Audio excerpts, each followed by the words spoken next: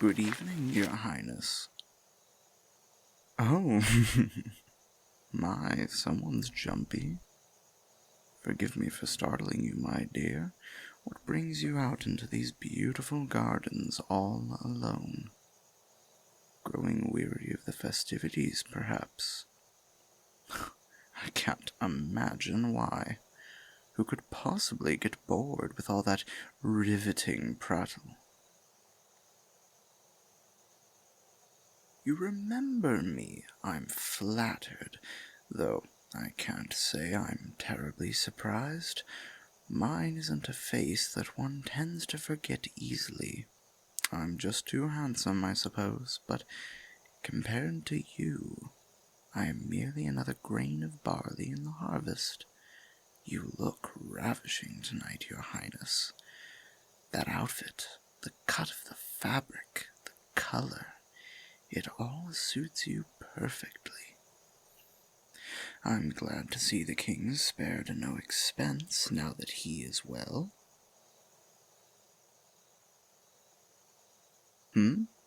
Oh, yes, I heard. Even in my forsaken corner of the world, I have ways of obtaining information.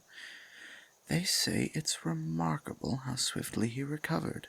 Why, it's almost as if it were magic. But that would be impossible. After all, His Majesty banished magic from the kingdom years ago. It must be simply his own resilience that brought him back from the brink of death. Or perhaps his sheer devotion to his kingdom. But you and I both know the truth, now don't we? How did I get in?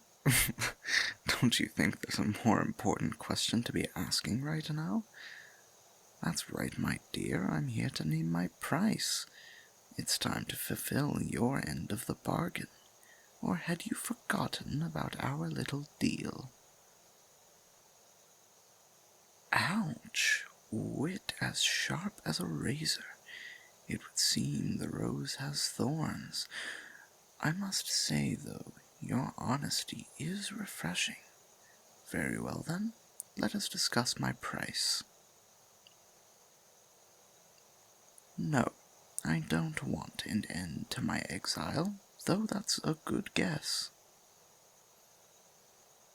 Then what do I want? Oh, not what, my dear. I don't care about gold or land or worthless titles. What good would they do me? No, it's not a question of what I want, but whom. You, my dear. I want you. Yes, you are my price. You promised me anything I desired, after all. What better than the jewel of the kingdom?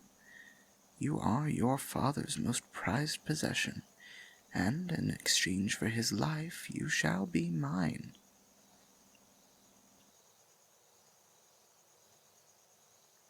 No? How adorable. It's almost like you think you have a choice. Or do you mean to say you're backing out of our deal? I would strongly advise against it, my dear. I may have given your father his health back, but I can just as easily take it away. And should you force me to do it, I guarantee you will die. Slowly, agonizingly. We wouldn't want that, now would we? Just as I thought. No, my dear, I'm afraid there's only one way that this ends. Finally, that devil you call father shall know the pain he's caused me all these years. Finally, he shall know what it feels to have everything ripped away from him, when I have his precious jewel in my grasp.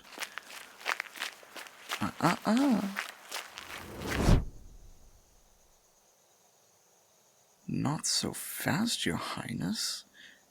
Oh, what's that? Can't move? Good.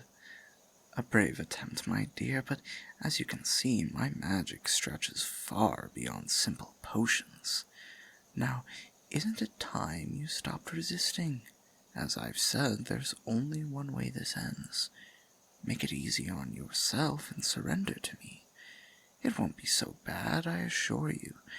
I take very good care of my treasures, and you will be my greatest treasure of all. Well, what do you say? Still so stubborn. Well, if you're not going to be cooperative, I'm afraid you leave me no choice. There. What did I do? Can't you feel it? Yes, your eyes growing heavy, the tendrils of sleep stretching out, wrapping themselves around your mind. Don't try to fight it, just surrender. Yes, that's